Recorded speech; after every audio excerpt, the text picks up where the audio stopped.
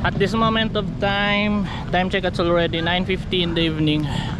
Status here in General Santos City Oval, kasi yung plaza nandun sa kabila. So dito tayo sa may oval. So katatapos lang natin mag jog walk mga preng. And yeah, di ko alam saan yung daan dito.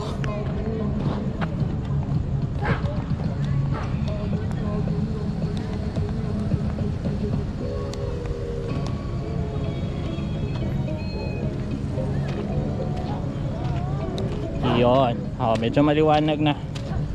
Ayan, hindi ko makita. So yung tinakbo lang natin ngayon is, masyadong masilaw, is nasa 4 km lang. Masakit na yung tail natin, yung paa natin. So pero yung partner natin umabot siya ng around 6 km or to 7 km ata. Nag-selfie ka?